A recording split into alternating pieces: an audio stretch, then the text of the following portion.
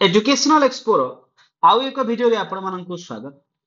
आपण माने जानिथिबे जो माने स्पेशली एलटीआर ना को कैटेगरीज रो पिला ना पीसीएम तापर रहिला आपणकर सीबीजे तापर रहिला आपण माननकर पीटीएम संस्कृत एई जो पिला गुडा को रहिले स्त्री गुडा को रहिले एमानंकर जो अपॉइंटमेंट लेटर ना गवर्नमेंट केबे देबा को जाउछंती आपण जानुथिबे आपणकर अपॉइंटमेंट लेटर 15 जो नवेम्बर रे ना गवर्नमेंट देबा को जाउछंती।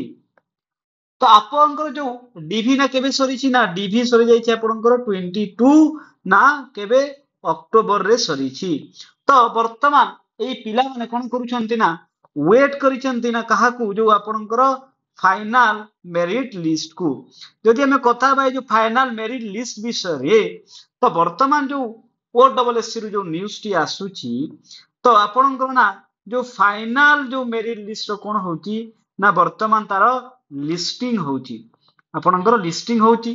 तो जो इन्फॉर्मेशन मिलिची आपनकर जो नेक्स्ट 3-4 डेज ना कोन हबो आपनकर जो रिजल्ट पब्लिश हेई जीवो रिजल्ट कोन हबो ना रिजल्ट पब्लिश हेई जीवो आपनकर मैक्सिमम टू मैक्सिमम आपनकर नवेम्बर जो 5 तारिख रहिला नवेम्बर 5 पर्यंत आपनकर जदी फेज वाई जदी आपनकर रिजल्ट पब्लिश हैला मैक्सिमम 5 तारिख पर्यंत आपनकर ऑल स्ट्रीम जेते भी माने आपनकर जो चारिटी कैटेगरी पिला जो सिलेक्शन हेबे तांकर ना कोन हबो रिजल्ट पब्लिश हेई जीवो या इन्फॉर्मेशन रही।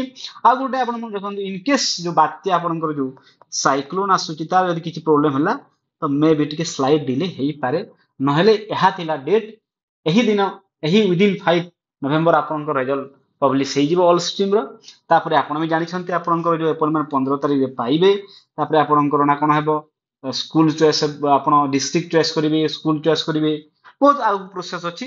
तो नवेम्बर 5 सुद्धा आपनकर ऑल स्ट्रीम रिजल्ट पब्लिश हेई जीवो एहा थिला न्यूज़। आहुर एमिति क्या न्यूज़ देखा पय आपण एजुकेशनल एक्सप्लोरर यूट्यूब चैनल को लाइक एंड सब्सक्राइब करि दियंतु। Thank you.